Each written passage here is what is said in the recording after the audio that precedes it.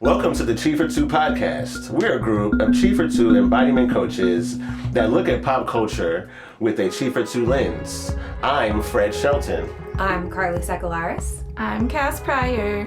And I'm Chelsea Szegidewicz. And this is the Chi for Two podcast.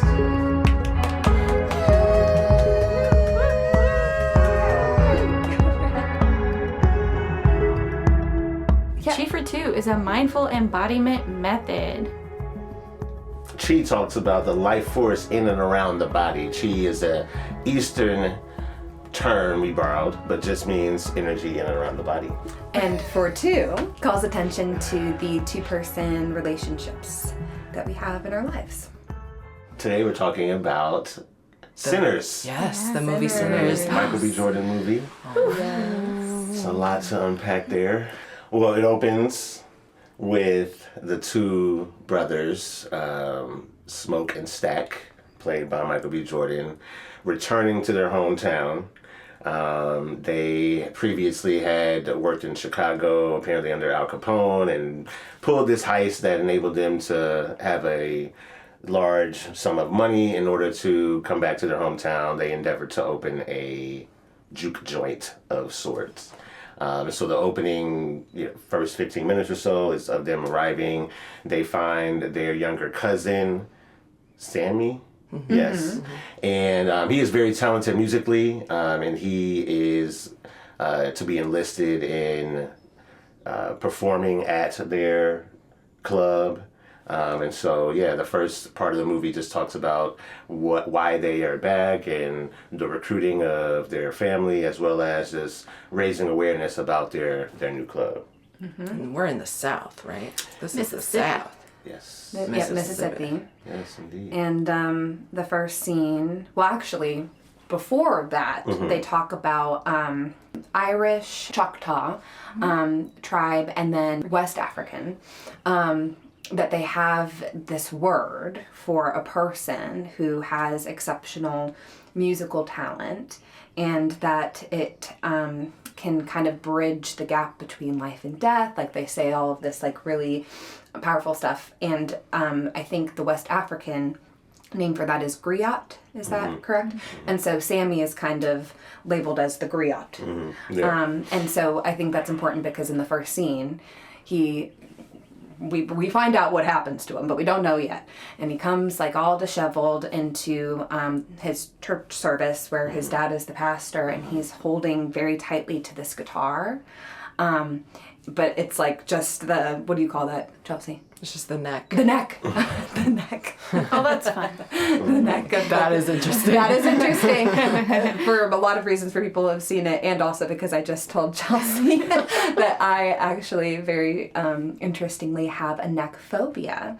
And we were talking about how like, well, yeah, duh, this is like a really vulnerable part of the body. Mm-hmm. But anyway, I was talking with Dee Wagner, the originator of Chi for Two, yesterday, and she mentioned this scene. Another part of the scene that she also thought was interesting was the song that they were singing as he walks into the church, which is this little light of mine, I'm gonna let him shine, right? Which kind of reminds me of the Chi for Two practice Star, which we can kind of talk about. But I also want to mention that she was talking about like, we have something called fighting rhythms. Kestenberg is the one who kind of identified indulging rhythms versus fighting rhythms, indulging rhythms kind of being more so from an infant developmental lens, like the swaddling and the cooing and the cuddling rhythms. The matching rhythms, yes. Where the fighting rhythms or mismatching rhythms are more of like the banging on the high chair, or like the crying because like I wanted my bottle and you gave me a stuffy. The knowing no, the push practice, and all of these fighting rhythms that were inside Sammy, he could kind of take those claws towards the guitar. And so the fact that he's like holding on so tightly, and his father is saying like, drop it, Sammy, like that this is evil, when this is actually the way that a goal-directed movement towards music to help him with processing his fighting rhythms. So, yeah. Beautiful. That was very beautifully said. I think the resonance of music, and I think that scene is very significant just in terms of the thought of growth and maturation. Like, how do you push against the family expectations and find your own route to what is going to resonate for you and with you? So he definitely demonstrates that, and I'm glad you went back to that, because that talks about how it like leads into Sammy leaving the church and his family coincides with Smoke and Stack arriving back to the town. So, yeah, that's good. What did you see next? Because after That scene also had some other stuff in it. Okay. That was really interesting. Yeah. The reason that it was the dad is, a preacher and not wanting to encourage the fighting rhythms as, that imposed belief system that kind of was the purpose of to shut down any fighting rhythms from the black population. Have this that's going to say, okay, no, that's a sin, and that is not okay to fight back against this way of life, the social system that is harming you. And so, Sammy's like, I can't do that. I can't. And he walks off, so. sounds like the introduction of religion, Sure, specifically it's a huge one in terms of yeah. how you endeavor to control a population. Maybe I think this may be going beyond what we're talking about, but I firmly believe that every human, typically the first thought process or belief system when it comes spiritually is the one they're taught from their parents, and they get that from their parents. So the reason why myself, for example, was baptized in a Baptist church was because my parents were. And so it's not until you evolve to the point of being willing to question that, to make sure that it is in line with what you have learned about the world. If everyone that is a part of this group that believe the same, are they acting in the way that is in line with their, for example, are they being Christian, right? And yeah, I certainly believe that religion around the world, unfortunately, has a tendency to be administered in a way that is not the most communal versus taking away what you believe, or you're removing the resources, removing the griots, and now you have nothing but what I can give you. Yeah, it's seeing that light that's shining like that, and taking it and trying to, you still get your light, but you get it in this way, so I hope you like it. And if you do have a light that shines, it's going to attract bad things,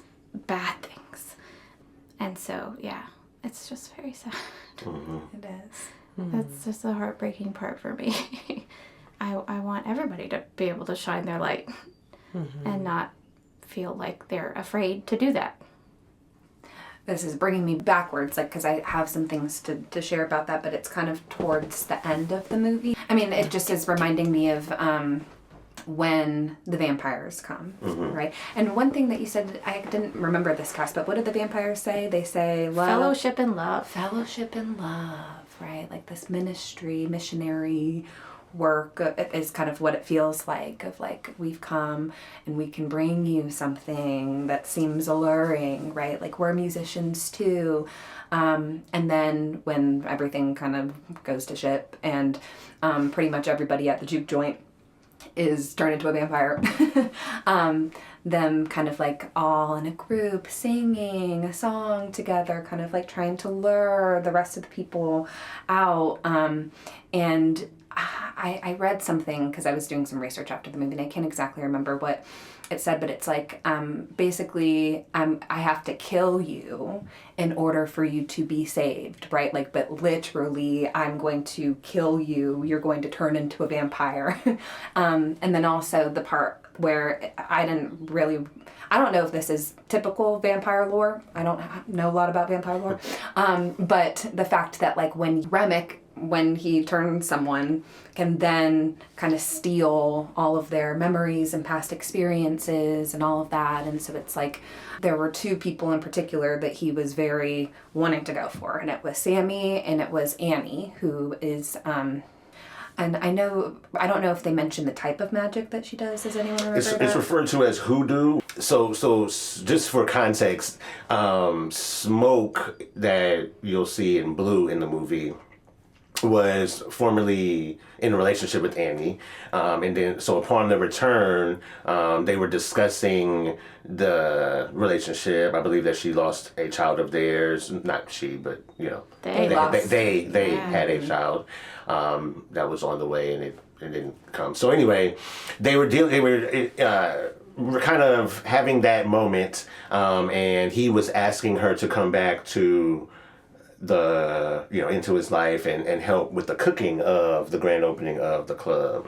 But she is well versed in hoodoo, and Remick knew that those were some resources he wanted to have. Mm-hmm. Sammy, as you mentioned, being the griot, being able to kind of visually or musically evoke the ancestors, as well as shine a light on what the future holds, would obviously be certainly something he would want to have as well. In terms of vampire lore, the idea of being able to basically suck the mind of the person, I'm not sure if that's normal vampire lore, but it is, a lot of it was pretty consistent in terms of you have to let them in. I don't know if you saw a lot of the movie, you would see someone, oh, can I come in? Let me in. Mm-hmm. And then as you saw some of the black folks being turned in the movie, they would request entrance. And then the black folks in there is like, what are you doing?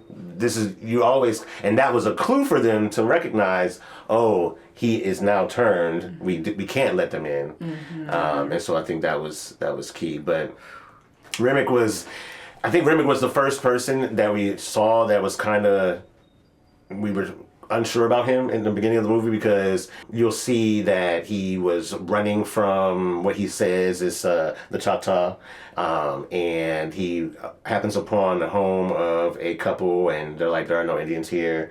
We find out he's a vampire. He turns those two people are the first part of his tribe he builds. And so he continues to, and so that's how it all culminates at the juke joint, when they arrive and find all the people, all of this joyous, activity, and now they want to say, they're here, and they're like, hey, we need that energy, we need those resources. Yeah, and can I say, sure, they're all white people.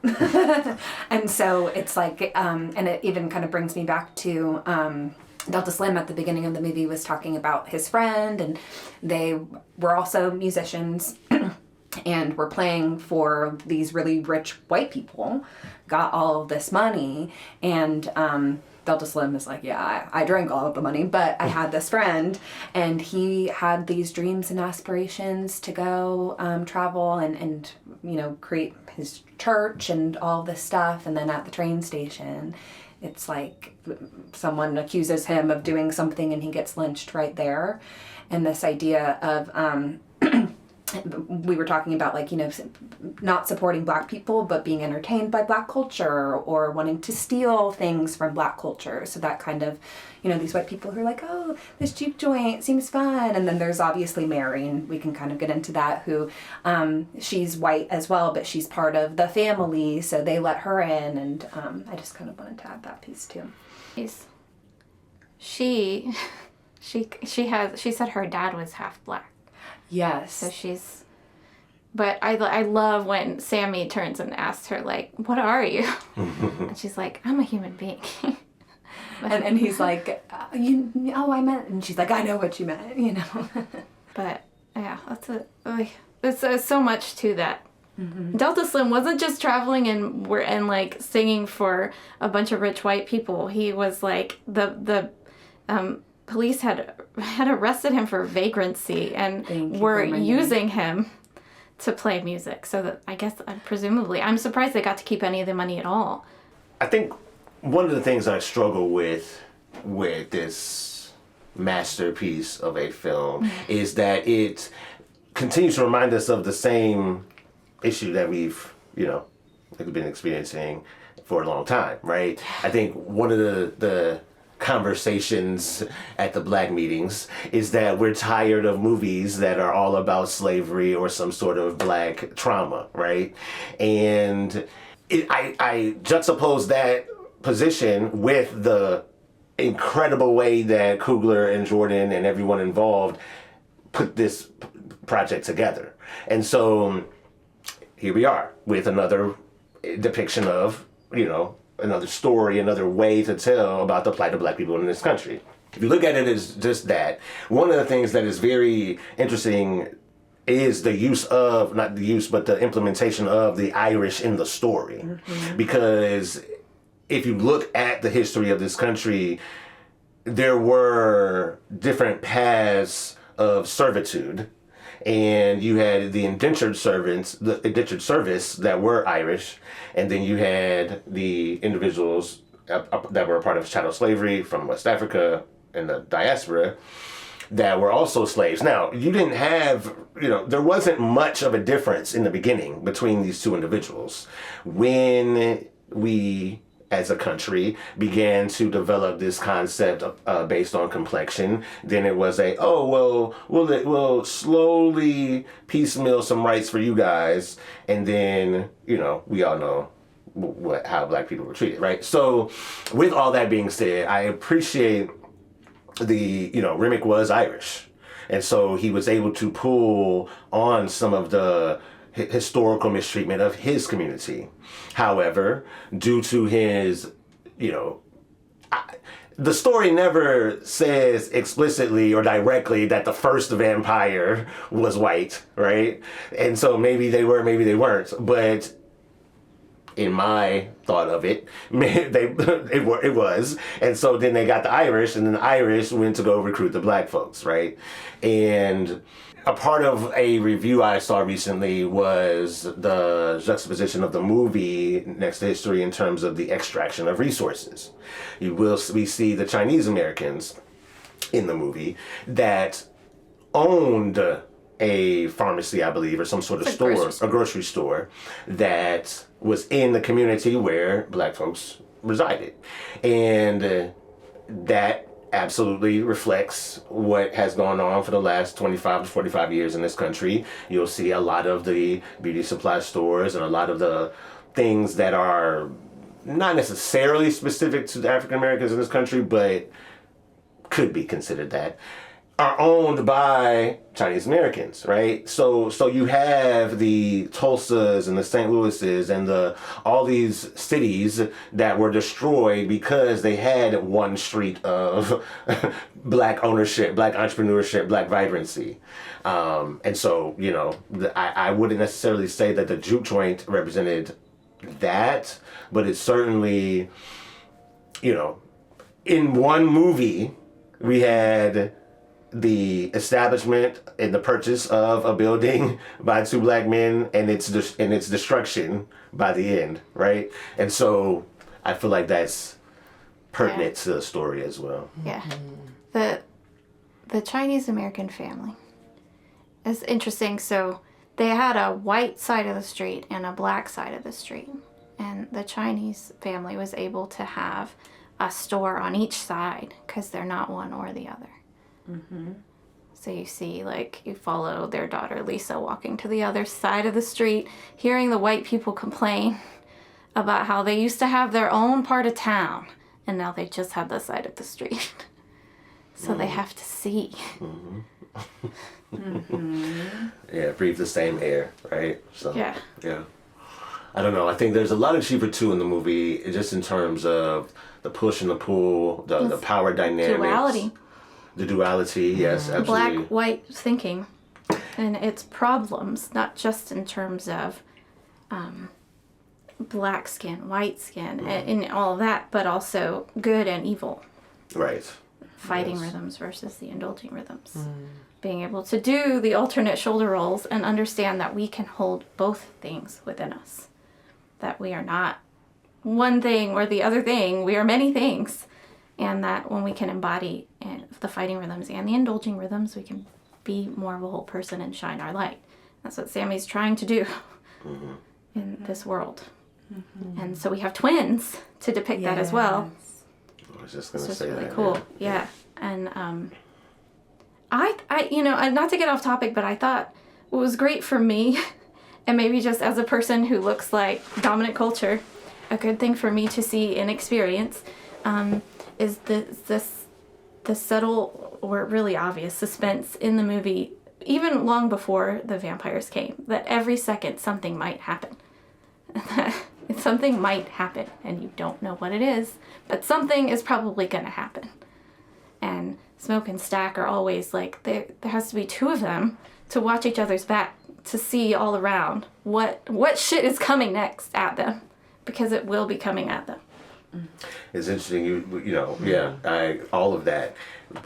The twins themselves and what comes out about their childhood in terms of the birth trauma their mother experienced with one of them. I think that's very, very significant in terms of my existence is the cause or source of my mother's not existing anymore, right? How do you reconcile that?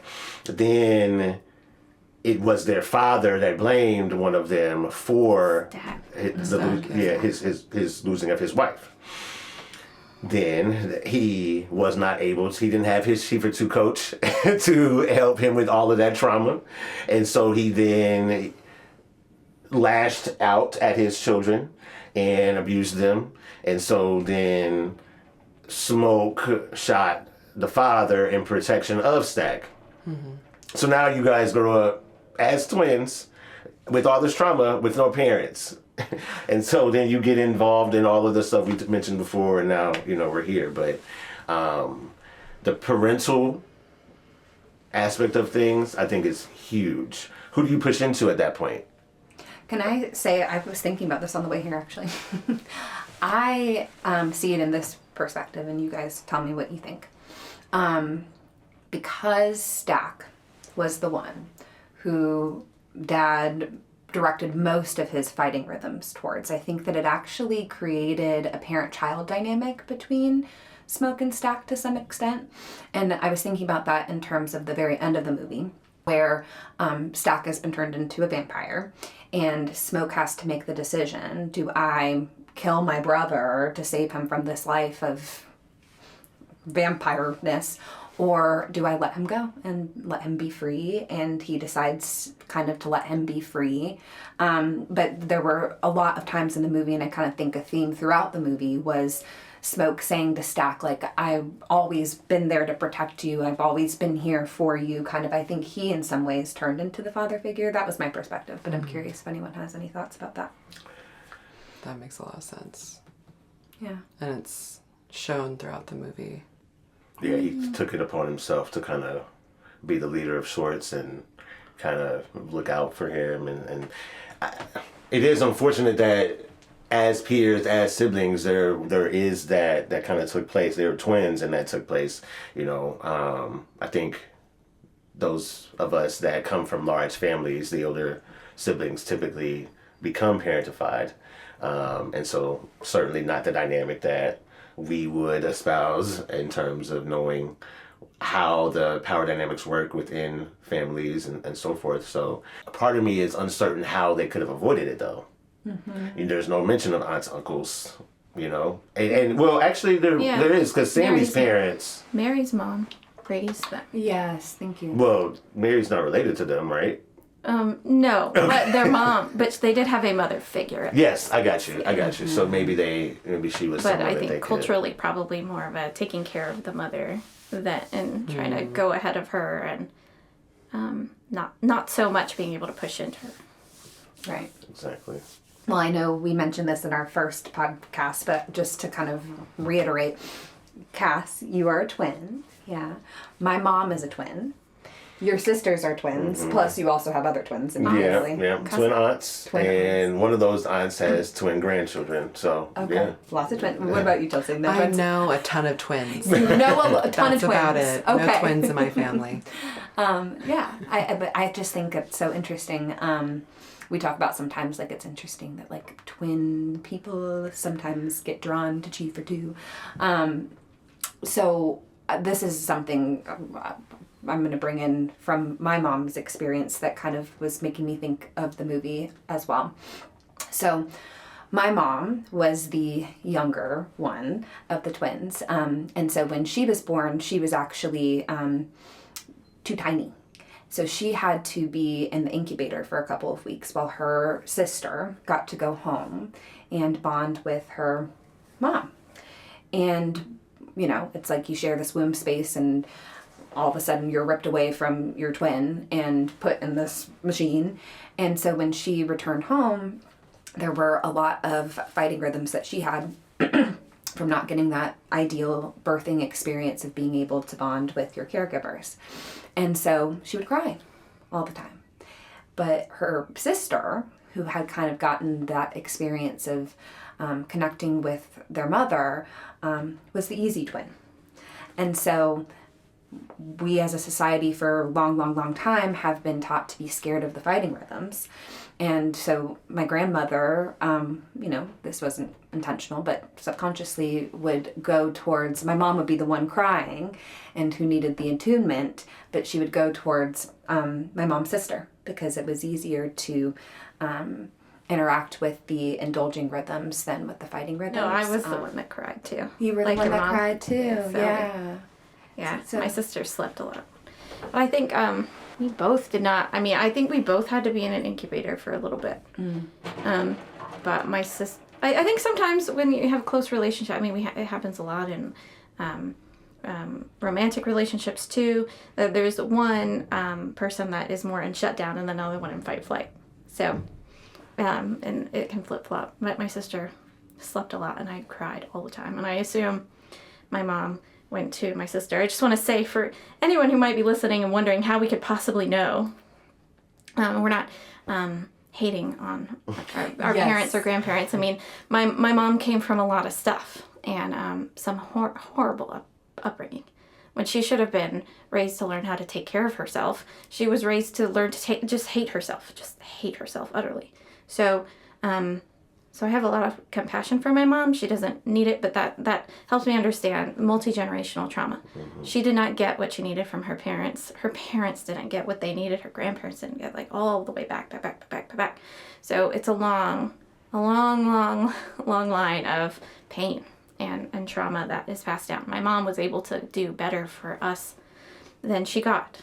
And I'm hopefully doing better. I'm trying really hard to offer my daughter more than what I got. For me, I was a really hungry baby. I'm still kind of a hungry baby, but I'm more aware of it. And so it's hard. It sounds like Stack was the one that got stuck, and so in the birth canal, and so Stack had some more birth trauma, and then could have been seen as the cause of his mom's passing, and probably cried a lot. And I imagine Smoke got some attention, but yeah, they definitely seem to have that kind of dynamic. So it's really cool that Michael B. Jordan was able to depict the twins so well. He did a really fantastic job. Their voices were different. I read somewhere and I didn't notice, but like, and one of them has dimples and the other one doesn't. Like, how did he like, he's just a subtle thing. So it was really cool. The actress that plays Annie, I don't want to butcher her name. She did an interview and mentioned his skillful awareness and how to play. So apparently, when he played Stack, he wore shoes that were too big. When he played Smoke, they were too small. When he held his mouth in such a way that it looked like, I think Stack had the dimples, and so he would walk and talk and eat and move in a very particular way for each character. So I definitely think he deserves that SAG, and hopefully he gets that Oscar. But anyway, in terms of the twins, and I wanted to just add this. So, having witnessed my cousins' twins and my own sisters, and then hearing the stories of my aunts, it's certainly a comparison that it's almost inevitable. They can't not to be compared. And I definitely think, having witnessed it, the parental and or sibling mode to like go to one versus the other is very important. And I think it'd be interesting though, because we talk about ending generational trauma, and a lot of what I have seen in today's society, people my age are having one child or no children, versus years before that just wasn't the case. The mindset, the thought about it, right? The children were supposed to be the next right thing, the next thing you're supposed to do. But a lot of us in our age group, well, I think I might be older than all of you, but We're the same age. We're the same age. The ending of those that trauma is the not having kids. And in the movie, you see some of the trauma ends because these individuals' lives are taken, or they elect to not have those children. So I think that I think it's certainly significant. Well, it's hard because it shouldn't just be even two parents. It shouldn't, it should be a village raising a child. It takes like 15 people to raise one kid. Like, it should be a village. So even with twins, if we had a village, then it would be easier. Mm-hmm. There would be lots of elders to hold and give what is needed, provide the pouch, all of that. Yeah, so, it seems like, very purposefully, they didn't have a village. Like, on purpose. Just not allowed. Not allowed to have a village.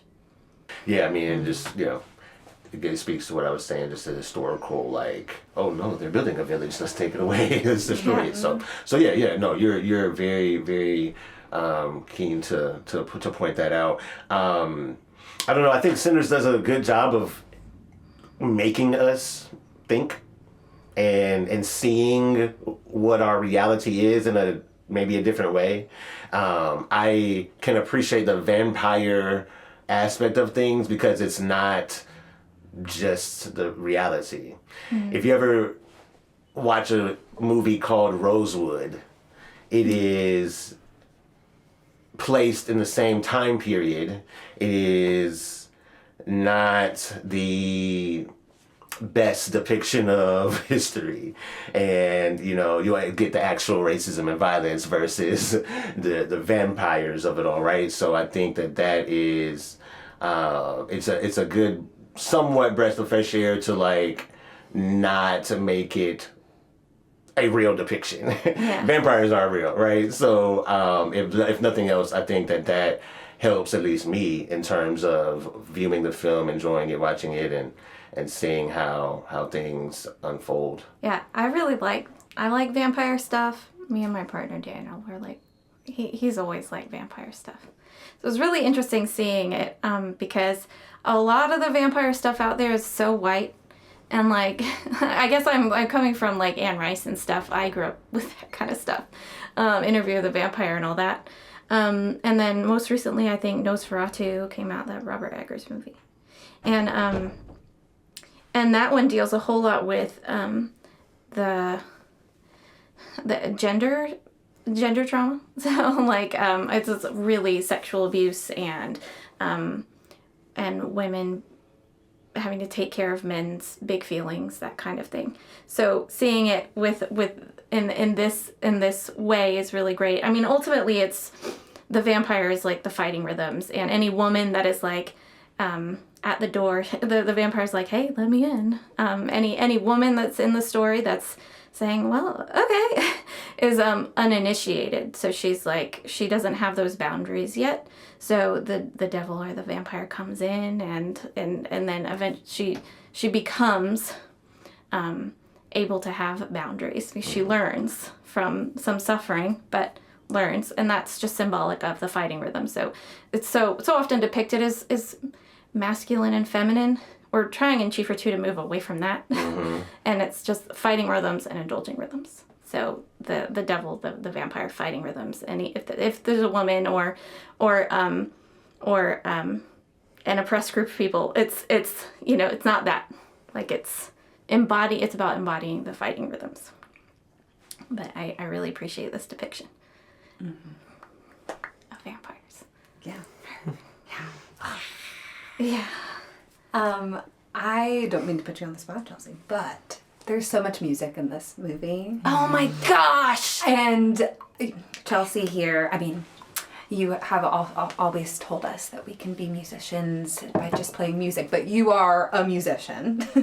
And my favorite scene of the entire movie, honestly, was when Sammy starts to sing at the juke joint. Mm-hmm. And it kind of brings back to the very beginning where it's like, there are these griots and they can kind of merge this line between past and future and life and death. And so it depicts like all of these images of like past and future. And anyway, I'm sorry, I don't want to put you on the spot, but is there anything that you want to say about like the music in the movie? Before we get to the music, I think that realization is key. I think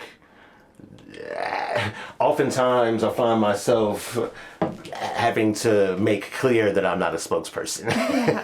And that the community that I represent when I walk into rooms, while I carry it with me, it's so much more than who I am. and so I think, can I speak for, what do black people think, Fred? It's just like, something I've dealt with my whole life, and that I probably won't not deal with it, but I think realizing that all communities are polythic in terms of who they are, who the people are. I'll just leave it at that. Yeah. That's great.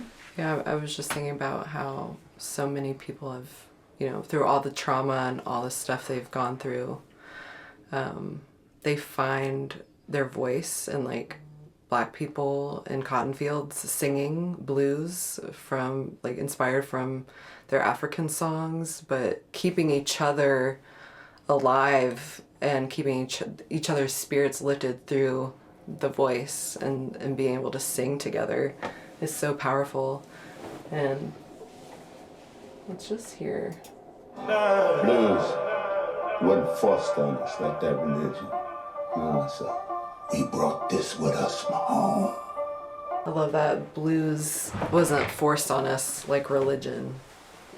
That line is so rich with history, with understanding the experiences historically of certain people, and that freedom, I think, that you talk about is so key in terms of just being able to have that star energy and be able to really fully express what you are feeling. You had mentioned singing during slave times. I think it was, in addition to the resilience that it demonstrated, it was also communication and ways to pass messages without it being an obvious communication. So I think that there was a level of intelligence that those people were not afforded or not even looked upon as having, and so both of those things I think are key. But music being a communicative tool is certainly presented there. So one part, you were saying lots of don't digestif, so that's like a Chi for Two practice about being like the second pelvic transition that we do. The first pelvic transition during early development, learning to sit on your own, and then in teenage years, being able to do kind of a figure eight with the hips, feeling kind of loose, maybe getting some privacy from elders to explore that, but not secrecy, not shame, but some privacy. And when Delta Slim was talking about playing the blues for white people, he's like, and sometimes they were even on the beat. And then we'd switch it up so that they would get confused. Because those that look like dominant culture don't have access to the same movements a lot of the time. they don't have access to this. Did you just, Steve? They're not able to have that sexual awakening in a way that is not laced with fight, flight, and shame and shut down. Partly because of the way that some religion is administered to some people, but so when they see oppressed culture having movements that they don't have access to, they're like, well, we shut them down in ourselves, so we're going to shut them down in you. Mm-hmm. So how oppression happens. Yeah. We oppress within ourselves, and then it feels okay to oppress others in that same way. It's so, this resonates with me, and this is a little bit off topic, but recently there was a group of individuals that brought a roasted pig to the office of Mayor Mamdani in New York City.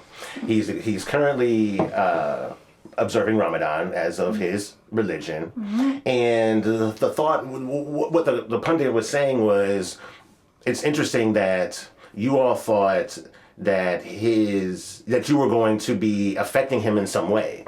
He wouldn't be eating this pork at all due to his religion, but certainly not during Ramadan, during the time of day that you provided it.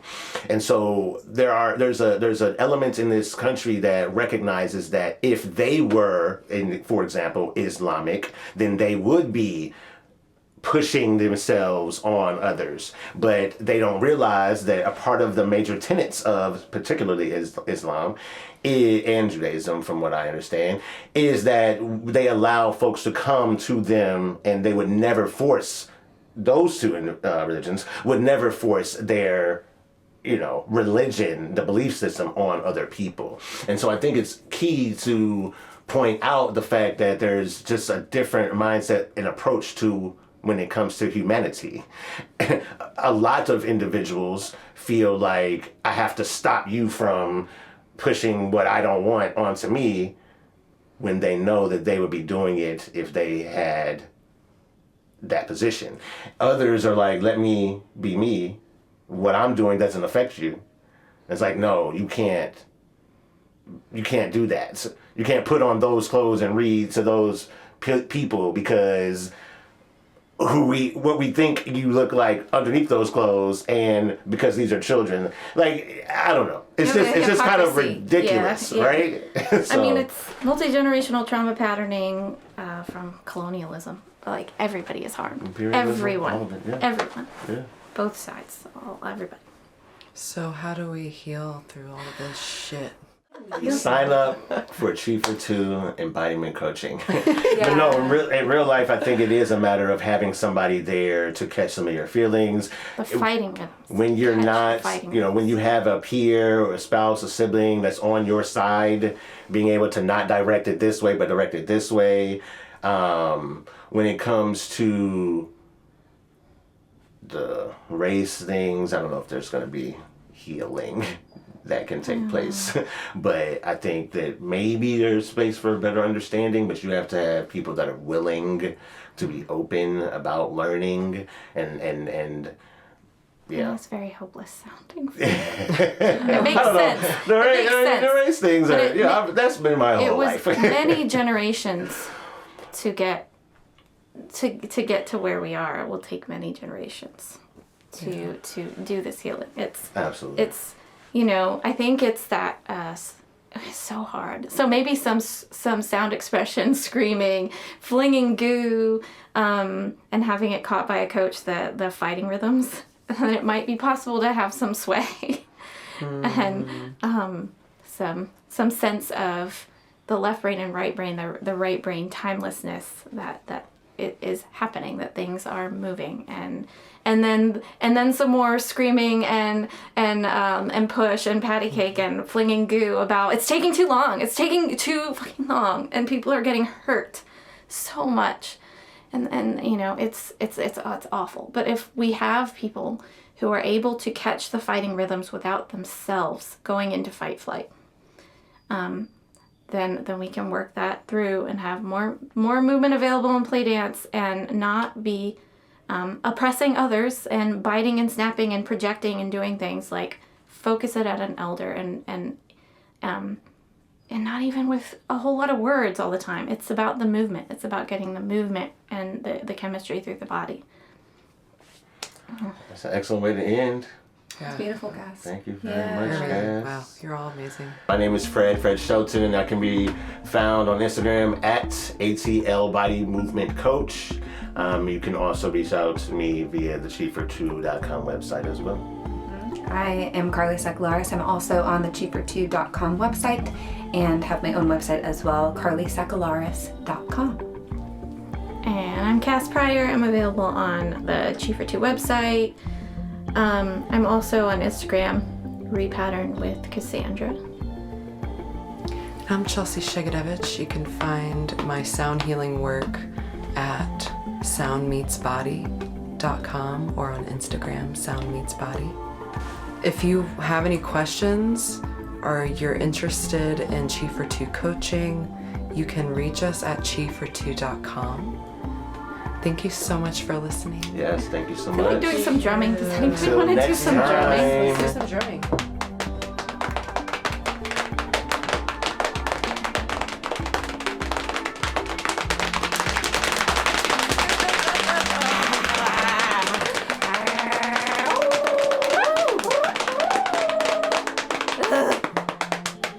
That.